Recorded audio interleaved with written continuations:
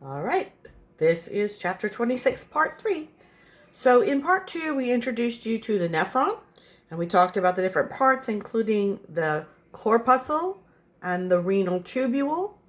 And nephrons, again, are the smallest part of the kidney that can do the job of the kidney. That's the one complete structure that can pull the filtrate from the blood, take it through the proximal convoluted tubule, the nephron loop, and the distal convoluted tubule, and then deposit that filtrate into the collecting system. Okay? Now, we have two different kinds of nephrons, and they're based on their position. So remember that there's the capsule around the outside of the kidney, and then the next layer in is called the cortex. It should remind you of like the adrenal gland, where we had a capsule, then we had a cortex, and the center we had the medulla. We have the same pattern here in the kidney. So the first thing after the capsule, which is the outer covering, is the cortex. And about 85% of your nephrons are all in the cortex with the exception of the bottom of the nephron loop. So 85% of all nephrons are then classified as cortical nephrons. So the majority of the nephron, including the afferent and efferent arterioles and the glomerulus and the proximal convoluted tubule and the distal convoluted tubule are all high in the cortex, and just the bottom of the loop is in the medulla. It just dips down to the medulla very briefly and then goes back up into the cortex. And the nephron loop is very short. Now, in these kind of nephrons, right where the loop is going down and then back up again, we have a bunch of capillaries. So after the efferent arteriole leaves the glomerulus out through the corpuscle, it's still going to deliver oxygen and nutrients to the kidney. So where it goes next, it goes down and winds itself around the distal convoluted tubule, the proximal convoluted tubule, and the nephron loop as a capillary bed. Now, since these capillaries are winding their way around the nephron tubule, they're called peritubular capillaries. And again, they're mainly there just to deliver oxygen to the kidney and to be there to pick up whatever we take out of the filtrate and we want to put back in the body, that gets sucked up into the peritubular capillaries to be returned to the bloodstream. Now, the other kind of nephron is called juxtamedullary nephrons. I swear they should call chapter 26 the juxta chapter, because that's a prefix you may not be familiar with, but you will be by the end of chapter 26. Juxta, again, means up against or right next to. So these nephrons are called juxtamedullary. You see the word medulla. So what are they up next to? The medulla, the pyramid part of the lobe of the kidney. The cortical ones just have the bottom of the loop in the pyramid. The juxtamedullary nephrons are right on the border between the cortex and the medulla, and they send their loop way down deep into the medulla. It's a much longer loop than we have in the cortical nephrons. In fact, this is a rarer form of nephron. Only 15% of your nephrons are juxtamedullary. Okay? Now, this loop that goes down into deep into the medulla is really, really long. And so we're going to have capillaries that wrap around it, but there have to be really long capillaries in straight lines following the shape of the loop. And so instead of having peritubular capillaries, for the juxtamedullary nephrons, we call them the vasa recta. Remember, recta means straight, vasa means vessels. So this means it's a network of straight vessels that go around the loop. I'll show you some images. Okay, so over here, the tan represents the cortex of the kidney, and the pink represents the medulla. So most of your nephrons look like this. We have our glomerulus in our corpuscle up here. We have our proximal convoluted tubule, and then we start going down the descending loop, and just the bottom of the loop, where it transitions from descending to ascending, is inside the pink medulla. All the rest of it is up here, and so the peritubular capillaries are going to be running around up here, okay? And then it goes into the collecting duct up high. The juxtamedullary nephron is right at the border between the cortex and the medulla. and it goes much longer. So here is my proximal convoluted tubule. Here is my descending loop. Look how far this goes, all the way down here. And then it goes all the way back up. So when I spread out, there's those capillaries that would normally be kind of bunched up peritubular here. When I stretch them out over this distance, they're going to have much longer, straighter pieces. That's why we're going to call them the vasa recta. And then still we go back up to the distal convoluted tubule, and then we put the filtrate into the collecting system. So they both end up at the same place. They both put their filtrate into the collecting duct, which ends up going out through the renal papilla. It's just the position of the nephron that makes it be classified as cortical or juxtamedullary. So here are what the blood vessels look like in the cortical ones. The peritubular capillary. So watch, we come into the glomerulus here. We go through the glomerular entanglement. We leave by the efferent arteriole or efferent arteriole, and then that becomes part of the capillary bed that wraps itself around the tubule, around peritubular. Okay? And they kind of follow the shape of the loop, but I wouldn't really call any of them very straight or long. Let's look at a juxtamedullary nephron. Now look at my capillary network. They're really long and straight going down and following this long loop. That's why we call these the vasa recta. So only juxtamedullary nephrons have the vasa recta. Cortical nephrons have the peritubular capillaries. But again, they do the same thing. We're delivering oxygenated blood. We're wrapping around the tubule so that that blood can be pick up anything that we're taking out of the forming urine and want to keep in the body. So it will be transferred from inside the tubule into the peritubular space and then into the peritubular capillary.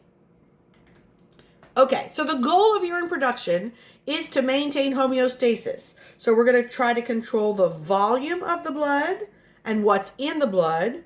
And the real reason we need the urinary system is to get rid of metabolic waste. So we're going to be trying to keep the good stuff, get rid of the waste. That's the idea.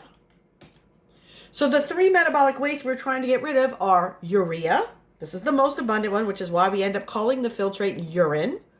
Creatinine, which it comes from breaking down creatine phosphate, and uric acid, which comes from the nitrogenous bases and from recycling the nitrogenous bases. So these are the three wastes that we want to get rid of. They are organic wastes. They are dissolved in the bloodstream. They can only be eliminated when they are dissolved in urine. And whenever we get rid of these organic wastes, we also have to have some accompanying water loss. Because again, if they're dissolved in the water, the only way to get them out of the body is get rid of the water that has them dissolved.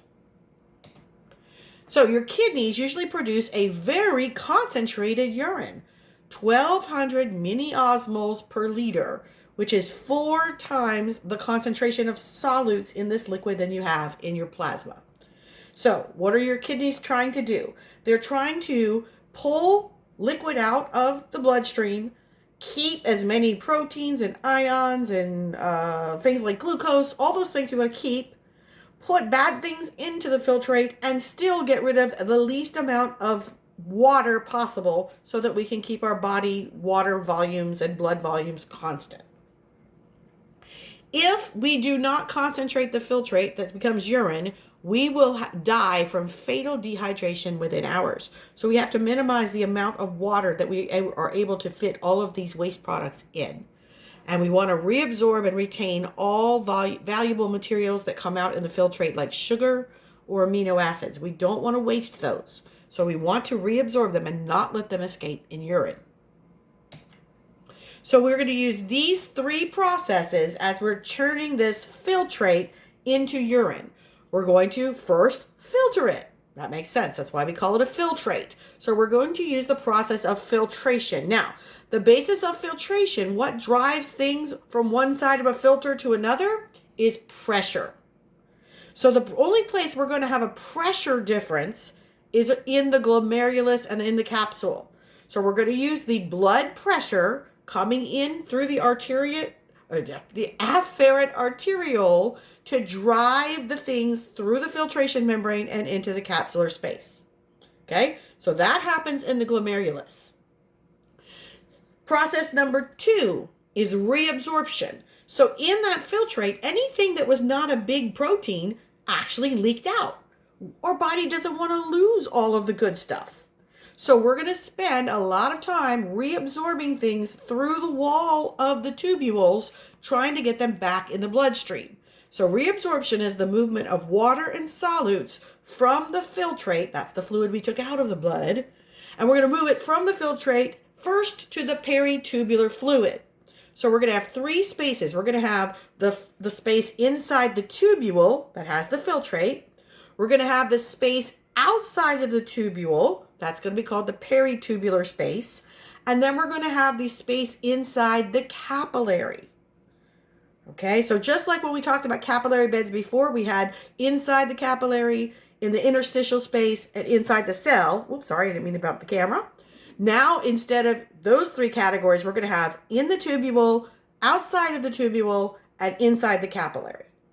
Okay, so we're going to be moving things. When we're reabsorbing them, we're taking them out of the filtrate, into the peritubular space, and then into the capillary. The other process is secretion. So we're trying to put things that we want them to leave the body. So we're going to use secretion to move things from the blood in the capillaries to the peritubular space and then into the filtrate so that they are excreted in our urine. Hopefully I'm not confusing you too badly. Okay? So if you think about it, we use pressure to perform filtration inside the corpuscle. Okay? We can't use filtration anymore after that. That's the only place we have blood pressure. So we have a higher pressure inside the capillary than in the space. So that drives things out. When we enter the proximal convoluted tubule, the main function of this section is reabsorption. So we're going to be sucking in all of the stuff that we don't want to lose in the urine. We're going to be taking it out of the tubule and into the peritubular space, represented by these large arrows moving out of the tubule. Okay, we're going to go down in the loop of Henle. We're going to try to reabsorb some things, especially water. And then once we turn and we start going back up, now we change from absorption to secretion. So by the time we get to the distal convoluted tubule, our main job is going to be taking things from the urine, right? And collecting a little bit of them, but putting things into the urine.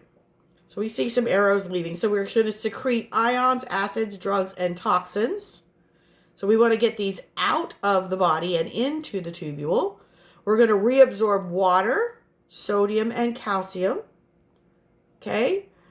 And we're going to try to put the bad stuff in the distal convoluted tubule. We're going to continue adding things in the collecting duct. We're going to decide how much water we take out of the forming urine. We're going to either reabsorb or secrete sodium, potassium, hydrogen, or bicarbonate. And then by the time we get to the papillary duct, we can no longer adjust the composition of urine. It is fixed. And then we send it to the minor calyx. If you look down here, here's a key for all the different color arrows and telling you what's going on. So this is a nice little table here that shows you the kinds of things that we would see in our blood, the concentration, and then what we would see in the urine. So you can tell if we usually have 135 to 145 milliequivalents per liter of sodium in the plasma, in the urine, it can go from much lower to much higher, depending on what the body's needs are with that sodium. Potassium, we seem to excrete it actively. We have a lot more leaving in the urine than we can keep in the plasma. Chloride, we get rid of about twice as much as what we had. Bicarbonate, we reserve it. We don't lose it in the urine. Glucose, look at that, 9/1000ths compared to 70 to 110. So we don't usually see glucose in the urine. We try to keep it. Same thing with lipids. Amino acids, we have a little bit, but whole proteins, guess what should be in the urine? None. If you start to see whole proteins in the urine, that's going to be an indicator of a metabolic problem. The waste, though, we take our urea and we concentrate it and get rid of it in the urine. Creatinine, uric acid, and ammonia. This is another big one. Okay, so these are the things we're actively secreting. These are things, for the most part, we're actively absorbing. And this is a mix depending on what the body's needs are. Okay, so this is starting all over again, going through the process with even more detail, starting out with filtration. So again, filtration only happens within the renal corpuscle, which is the glomerulus inside the capsule. The filtration happens because of the blood pressure, known as hydrostatic pressure. So we're going to be having the blood pressure push the liquid through the filtration membrane, letting the small things come out along with the liquid and larger things getting trapped in the capillary. So the three components of the filtration membrane again are the fenestrated endothelium of the capillary, the basement membrane, which would be underneath this endothelium, and the foot processes or pedicels of the podocytes, which were part of the internal capsular membrane. And here we are. So we're going to have the afferent arteriole bring the blood in, and we're going to use that blood pressure to drive fluids out into the capsular space. So this is showing you that filtration membrane again in all the layers we have to go through, from the inside the capillary, through the fenestration, through the basement membrane, through the filtration slit, and now we finally have captured that fluid in the capsular space. Now, remember when we were talking about capillary beds for the circulatory system, there is an interplay.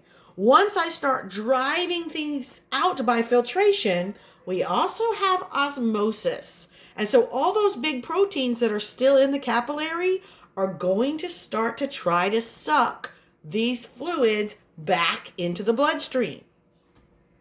Right? So we're going to have a balance between the filtration pressure driving it out and the osmotic pressure of the blood drawing them back in. So we're not going to have everything that gets filtered out is not going to make it into the proximal convoluted tubule. All right. If you see a little bug on the screen, I'm so sorry. There's a little fruit fly flying around my face right now. Okay. So the glomerular capillaries are fenestrated. They don't let blood cells or big proteins come out. They only let solutes. And they do let some plasma proteins through the fenestrations. Now, don't think that they make it into the filtrate though, because the basement membrane limits even more what comes through. It only lets small plasma proteins through. And of course, the nutrients and ions that get through normally. Okay, but that's only the second layer. What about the third layer? Oops, sorry. The the filtration slits will also limit even more what comes through. So we have these three layers that get more and more selective about what gets to come out of the capillary into the glomerular capsular space. And as I mentioned before, we have two different pressures going on. We have the heartbeat, the blood pressure being driven by the heart. That's my hydrostatic pressure pushing things out of the capillary into the capsular space. And then once we've reduced the volume of water in that blood, we have a bunch of big proteins in there. Well, now osmotic pressure is going to start to draw the water and solutes back into the blood. So we have these different pressures. Glomerular hydrostatic pressure, or GHP, is the blood pressure that is in the glomerular capillaries.